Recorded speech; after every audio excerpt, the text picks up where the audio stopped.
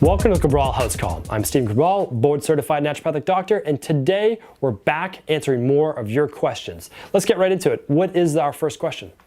All right, Mary is asking, what is a natural way to get probiotics? So basically, how do you get them maybe from your food instead of from a capsule? So perfectly valid question.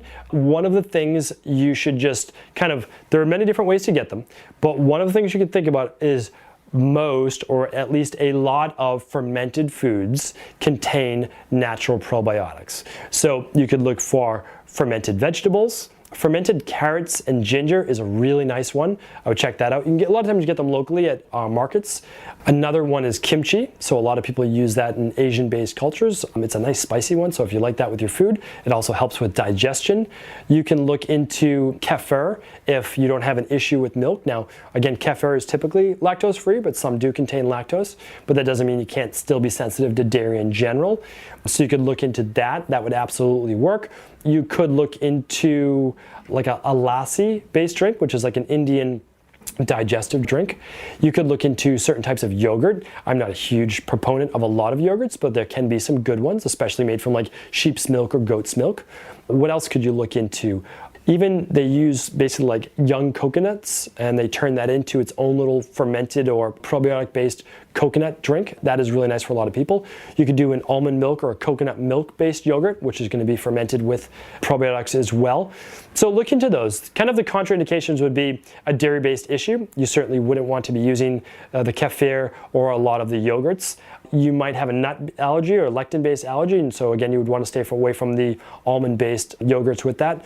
And the only other one that I find is an issue is when people have allergies or histamine-based issues. People think there's an all-for-one. There's not an all-for-one. If you have real histamine issues and you have real greater mast cell production and cytokine production and you get itchy eyes and hives and those types of things, fermented foods probably aren't going to be your best friend for right now, since they do contain larger amount of histamines, and they're also histamine liberators, which allow for more basically accentuating the cytokine production or mast cell production. And that just means you're going to have more allergies. So what I would say is check out those for natural probiotic foods. Test them out one at a time. See which one works best for you. Hopefully that answers that question. Next question. All right, so Ethan asks, what are the benefits of massage beyond relaxation? So a lot of people are asking, and I guess they're starting to learn that massage used to be thought of as simply luxury only. Like, oh, I want to go to a spa day and get a massage. But massage has been used for, we know of, at least 6,000 to 10,000 years, possibly more. Again, we just don't have records of that really beyond that. And it was used for manual lymphatic drainage, which means that your lymph system, that you'll hear me talk about more and more, is like the epicenter of your immune system and your health. That's what essentially cleans all that cell waste and fat digestion and white blood cells and immune cells. And it only gets moved. Your lymphatic system isn't like your heart and lungs, which pumps your blood. That's an automatic pump. Your lymphatic system moves when you're walking, exercising, or really getting a massage, or maybe rebounding, things like that. So when you get a massage, it moves that lymph. So it actually gets that waste moving through your body. Really, really healthy for that. It also boosts circulation. So it moves oxygen to and from the cells. Really fantastic as well. So what I would say is, the last big point is that it calms the central nervous system.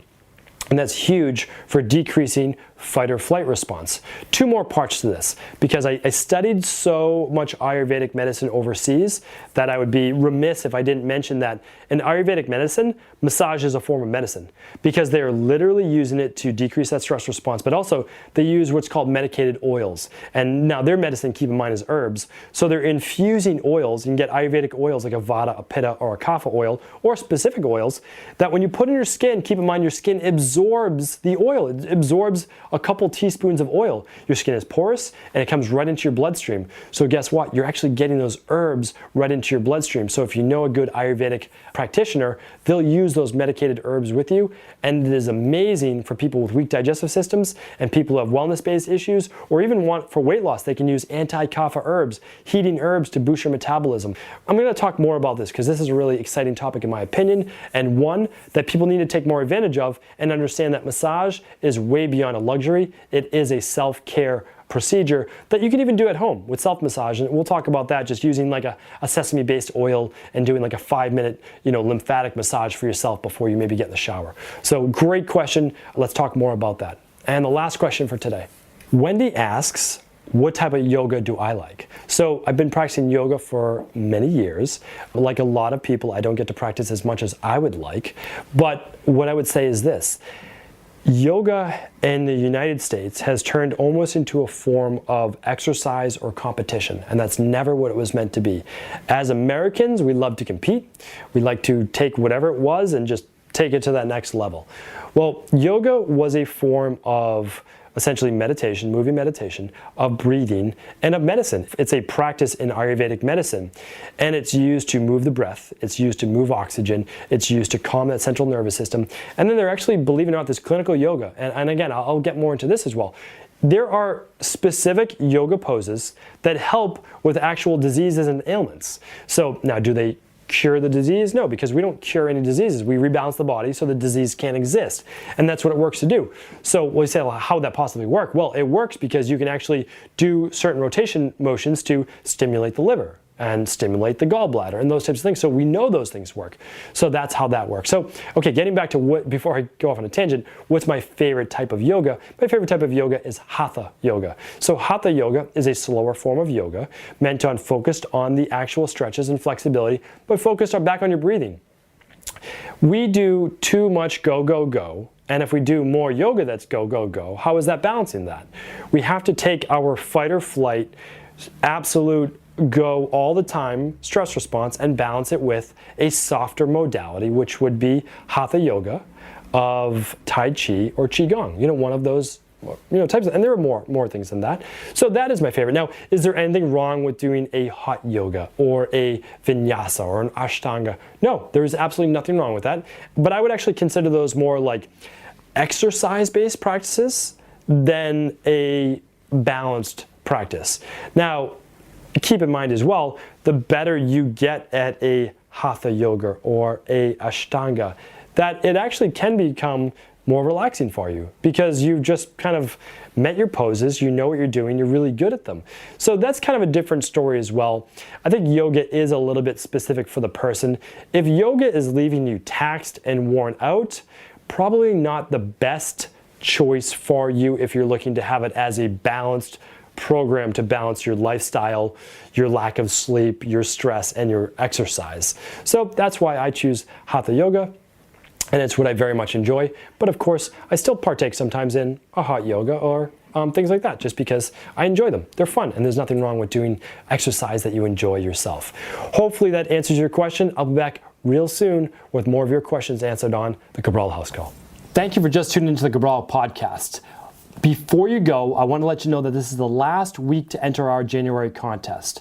All you have to do is go to cabralpodcast.com and it's free to enter.